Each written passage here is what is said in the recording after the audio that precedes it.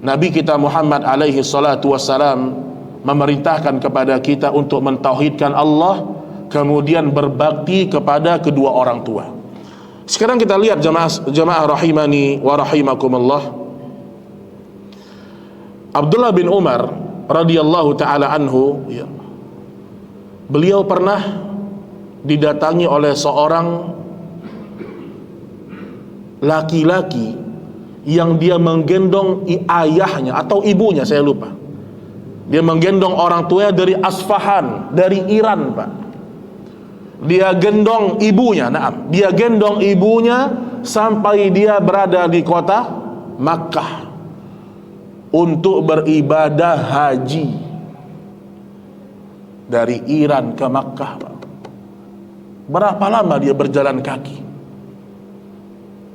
Ketika dia sampai di hadapan Abdullah bin Umar, wahai sahabat Nabi, aku menggendong ibuku dan aku menjadi sebaik-baiknya tunggangan untuk ibuku. Kenapa dia nggak pilih onta untuk ibunya, Pak? Karena dia tahu ibunya sakit. Kalau ibunya naik onta, onta kadang-kadang langsung duduk, dan itu menyakiti ibunya, Pak. Itu dipikirin sama dia. Lebih baik saya yang gendong ibu saya daripada ibu saya naik onta. Kata Abdullah bin Umar, demi Allah, engkau belum menunaikan sedikit pun baktimu kepada ibumu. Artinya apa? Sudah seperti itu kebaikan seorang anak menggendong ibunya untuk ibadah haji, belum terbalas bakti orang tua kita, Pak. Belum terbalas jasa orang tua kita terhadap kita. Makanya orang kalau dia mentauhidkan Allah, dia akan ingat perintah Allah yang kedua setelah tauhid, itu beradab kepada orang tua. Dan Allah sebutkan dalam surat ini, imma yablughanna indakal kibar ahaduhuma aw kilahuma. Nih kita bicara muamalah. Bagaimana cara bermuamalah kepada orang tua. Awas, ingat, penghormatan tertinggi kita setelah kepada Allah dan Rasulnya, kepada para sahabat, itu kita berikan kepada kedua orang tua kita. Senyuman kita, akhlak terbaik kita, pemberian terbaik kita untuk orang tua kita, baik laki-laki maupun wanita, secara umum hukumnya. Makanya Nabi kita Muhammad alaihi salatu wassalam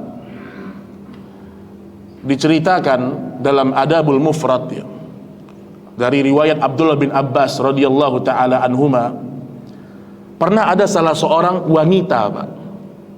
Ini wanita dilamar oleh seorang laki-laki. Anda bisa lihat dalam kitab Imam Bukhari Adabul Mufrad, dalam urusan, dalam bab bakti sama orang tua. Laki-laki ini melamar seorang wanita, kemudian wanita ini ditolaknya lamarannya, gak diterima lamaran dia. Ini alangkah sedihnya, ya, seorang yang ditolak lamarannya. Akhirnya pergi laki-laki ini, datang laki-laki yang kedua melamar wanita ini, diterima sama wanita ini. Laki-laki yang pertama sakit hati, Pak. Saya ditolak lamaran saya. Karena saking cemburunya, saking dendamnya dia, dibunuhnya wanita itu. Dibunuhnya wanita itu. Kemudian dia mau taubat sama Allah, Pak. Dia mau taubat kepada Allah.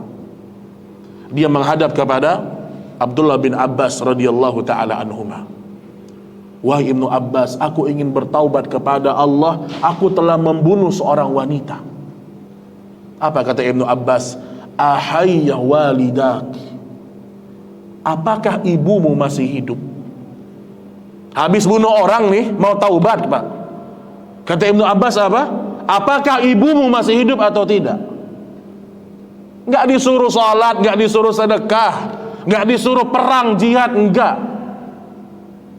Tapi yang dikatakan Abdullah bin Abbas, apakah ibumu masih hidup? Kata dia, ibuku sudah mati, ibuku sudah wafat. Kemudian kata Ibnu Abbas, kalau begitu beramallah sebanyak-banyaknya.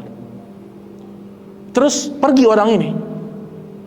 Ada sahabat yang mendengar ucapan Ibnu Abbas tadi, apakah ibumu masih hidup? Dia nanya, wahai Ibnu Abbas, kenapa kau tanyakan kepada dia tentang ibunya?